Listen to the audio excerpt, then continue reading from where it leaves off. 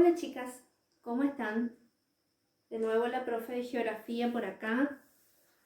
Tengo una inquietud. Ustedes recibieron un trabajo sobre globalización y es un tema, podríamos decir, nuevo en geografía, más allá de que yo sé que ustedes lo suelen trabajar a veces en tercer año con formación ética y ciudadana. Es un tema de mucha actualidad. Y pronto van a recibir el próximo trabajo también del tema globalización.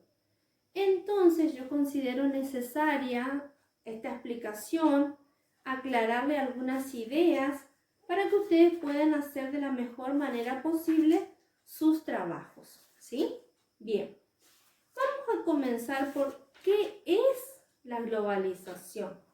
Ustedes tienen que entender que la globalización es un proceso. Un proceso es algo que inició en un momento y tiene o está constituido por distintas etapas, ¿sí? Se considera que la globalización ha iniciado más o menos cuando Colón descubre América en 1492. Así lo consideran algunos autores. Desde ese momento, desde el descubrimiento de América, el planeta va a quedar totalmente relacionado. No solamente Europa y Asia, África, se van a incorporar territorios americanos y también de Oceanía a los vínculos internacionales. Entonces se considera que desde ese momento inició este proceso de globalización. Es un proceso social, por lo tanto va a ser un proceso cultural. No podemos dejar de lado el proceso en sus características políticas, ¿sí? Entonces es un proceso social, cultural, político y por supuesto económico, ¿sí? Entonces son distintos los componentes que van a formar parte de este proceso, ¿sí? Por supuesto que protagonista de estos procesos es siempre la sociedad, las sociedades, ¿sí? Bien. Decimos entonces, la globalización es un proceso que tiene estos componentes, ¿ok?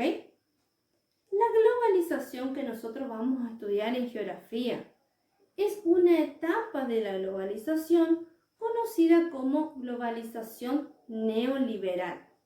Tengo que explicarles este término. El liberalismo es una ideología económica, liberalismo, que tiene determinadas características. Por ejemplo, todo el mercado se va a manejar o a administrar de acuerdo a la oferta y a la demanda de productos. Es decir, si tengo mucha cantidad de un producto, su precio va a ser menor.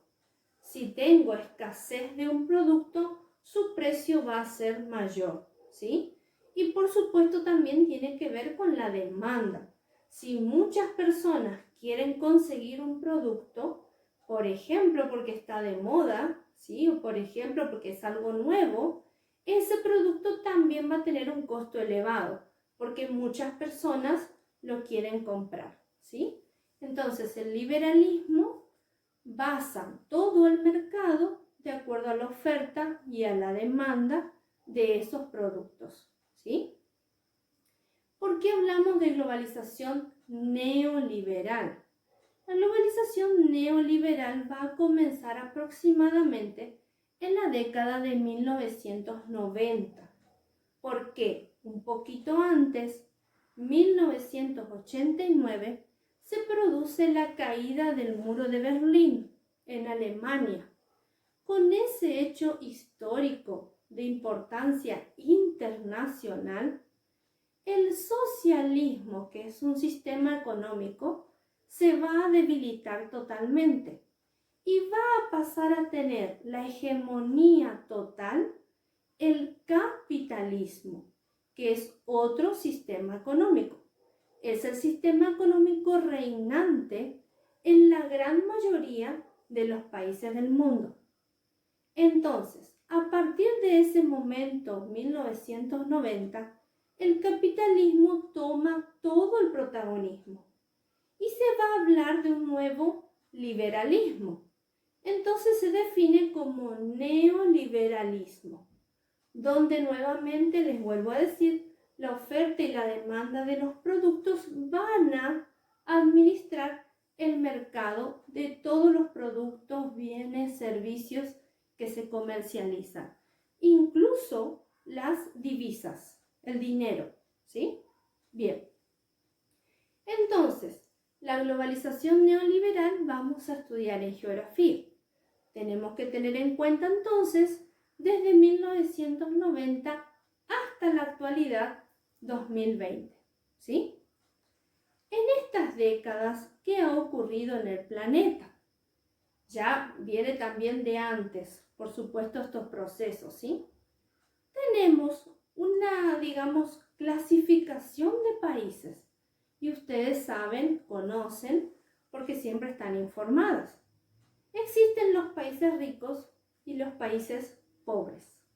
También se los puede denominar como países desarrollados, países subdesarrollados o en vías de desarrollo. Otra denominación que existe es decir, países centrales, ¿sí? Y países de la periferia. Aunque en estas clasificaciones hay algunos países que podríamos decir no forman parte de un grupo ni del otro, sino que se encuentran en una situación intermedia, ¿sí? Son los denominados países emergentes. Podríamos decir que nuestro país, Argentina, también podríamos hablar de Sudáfrica, ¿sí? De la India, de Brasil, son países emergentes, ¿ok? Bien. Entonces, para entender esta globalización neoliberal, primero tenemos que entender que hay esta clasificación de países. ¿Por qué tenemos en cuenta esta clasificación? Perdón. ¿Qué características tienen los países desarrollados? Su población tiene buena calidad de vida, tiene buenos accesos a los servicios, educación, salud. Las condiciones laborales son óptimas, ¿sí? Y la economía de esos países, sus actividades económicas, se encuentran muy diversificadas, es decir, tienen actividades primarias, agricultura, ganadería, tienen industrias, tienen bancos, tienen actividad financiera importante, también tienen servicios y sobre todo servicios tecnológicos que son los que más en la actualidad la humanidad consume, ¿sí? Esa diversificación de sus economías hace que esos países tengan mayor poder en relación a otros países que su economía está centrada en uno o dos sectores económicos, ¿sí? Bien, esta diversificación de países implica más que una interrelación entre los países para los intercambios comerciales, eso sí, también va a implicar mayores desigualdades sociales, ¿sí? Entonces se va a diferenciar cada vez más los países ricos de los países pobres, ¿sí? Hay una relación económica, pero también es cierto que hay mucha desigualdad social. Los países subdesarrollados, las condiciones de vida de su población no son las mejores, parte de su población no satisface las necesidades básicas, alimentación, vivienda, trabajo, educación, ¿sí? Entonces, esas desigualdades sociales son muy notorias y por supuesto también con el acceso a la tecnología, a la innovación va a ser desigual, desparejo, ¿sí? Bien. Ahora, además de estos países que son distintos, ¿no es cierto?, los países del mundo, tenemos otro protagonista en la globalización que van a ser las empresas transnacionales o multinacionales. Una empresa tiene unos dueños, ¿no es cierto?, tiene empleados que trabajan para esos dueños, producen un producto o venden un servicio. Esas empresas multinacionales se denominan así porque tienen sucursales en distintos países. Entonces son multinacionales. Son empresas con mucho poder económico. Y el capital, el dinero que manejan esas empresas, muchas veces es superior al dinero que puede tener un país pequeño, ¿sí? Hay datos, estadísticas que ustedes pueden investigar en internet si quieren. Por ejemplo, la empresa Facebook tiene toda la riqueza similar a 10 o 15 países. Entonces, una empresa que tiene un dueño, que tiene empleados, tiene más poder económico que 10 países juntos. ¿Se entiende? Entonces, las empresas pasan a tener mucho poder y mucho poder también, digamos, mucha influencia en los países, ¿sí? Justamente por ese poder económico hegemónico que tienen algunas marcas. Ustedes conocerán, por ejemplo, Coca-Cola, McDonald's, las empresas automotrices como Toyota, Volkswagen, BMW, ¿sí? Y muchas otras más, ¿sí? Esas son empresas multinacionales de mucho poder. Y últimamente, ¿no es cierto?, en los últimos años, todas las empresas que manejan, digamos, las redes sociales, Facebook, Twitter, Instagram, ¿sí? Son empresas muy grandes con un poder económico quizás hoy incalculable, ¿sí? Bien, entonces tenemos en este proceso de globalización a los países desarrollados, subdesarrollados, algunos países emergentes. Tenemos además a las empresas multinacionales con mucho poder económico. ¿Qué es lo que van a hacer los países para relacionarse de la mejor manera posible? Algunos van a buscar aliarse con otros países, conformando, por ejemplo, bloques económicos. El bloque económico más poderoso en la actualidad es la Unión Europea, donde forman parte más de 20 países europeos y ellos tratan de comercializar entre ellos, beneficiar sus economías en el intercambio comercial, ¿sí? Otro bloque económico en América Latina es el Mercosur, que en la actualidad y hace ya varios años tiene, digamos, una escasa influencia en las economías de los países integrantes. Podríamos decir que el Mercosur está hoy en día muy debilitado, ¿sí? Bien. Entonces los países buscan aliarse entre sí para poder comercializar con otros países, formando parte de estos bloques económicos, ¿sí? Por supuesto sabemos que aún así, aliándose, hay países que siempre van a tener más beneficios porque se encuentran, digamos, ya en un nivel superior de desarrollo que los otros países que también, con los cuales también comparten, digamos, un grupo, una organización, un bloque, ¿sí? Siempre hay algunos que se van a destacar y van a obtener más beneficios que otros, ¿sí?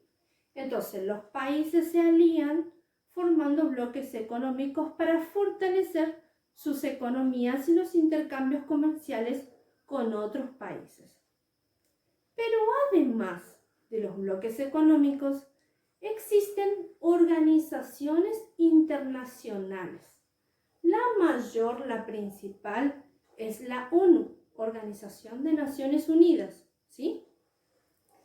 ¿Qué va a tratar de hacer la Organización de Naciones Unidas? Mediante distintos organismos cumple distintas funciones.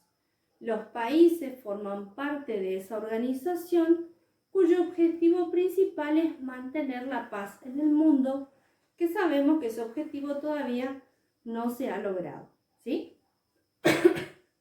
Son numerosos los conflictos bélicos, armados, que hay hoy en día en distintas partes del planeta. Entonces, en ese caso, la ONU no ha logrado alcanzar ese objetivo de la paz mundial, ¿sí? Por supuesto, cada uno de nosotros tenemos que cumplir una parte de ese objetivo para que esto realmente se logre, ¿sí? La Organización de Naciones Unidas también tiene, por ejemplo, organismos como UNICEF, que van a tratar de ayudar principalmente a la niñez en distintos lugares del mundo, con distintos programas de ayuda, de asistencia, de cooperación, ¿sí? Para tratar de disminuir las desigualdades sociales que les decía anteriormente se presentan en distintas partes del mundo, ¿sí? Otras organizaciones internacionales no son, digamos, tan buenas, si se quiere, como la ONU. Una organización internacional que escuchamos mucho hablar en Argentina es el FMI. Significa Fondo Monetario Internacional. ¿Qué hace esa organización internacional? Está compuesta por varios países que se van a dedicar a prestar dinero a los países que lo necesiten.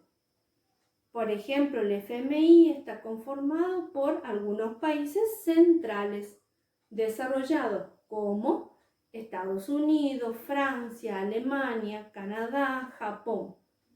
Esos países juntan dinero y ese dinero lo prestan a los países subdesarrollados, pobres, ¿sí?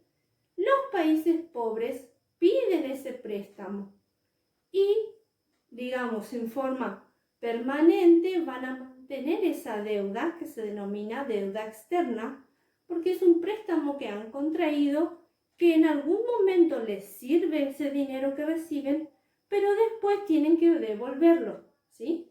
Y por supuesto, como todo préstamo, se devuelve con muchos intereses. De manera que el país que es subdesarrollado no tiene recursos, solicita los recursos, los puede ocupar momentáneamente, después tiene que devolver más de lo que recibió. De esa manera el país subdesarrollado, pobre, siempre va a ser un país periférico, porque de esa manera impide su desarrollo. No puede desarrollarse, progresar de esa manera si siempre necesita que otros países le brinden capitales, dinero, ¿sí? Así, un poquitito resumido, es la dinámica de la globalización hoy en día en nuestro planeta. Es un mundo con muchas desigualdades, les repito eso, cada vez con más intercambios comerciales entre los países, pero a su vez dentro de cada país hay desigualdades internas, por supuesto, y cada país debe procurar mejorar, sobresalir, y siempre va a encontrar otro que ya está más avanzado, más desarrollado. Por lo tanto, esas desigualdades que existen hoy entre los países siempre van a existir, ¿sí? Espero que puedan hacer un lindo trabajo, me hacen sus consultas, publican en el aula virtual lo que necesiten y yo les contesto.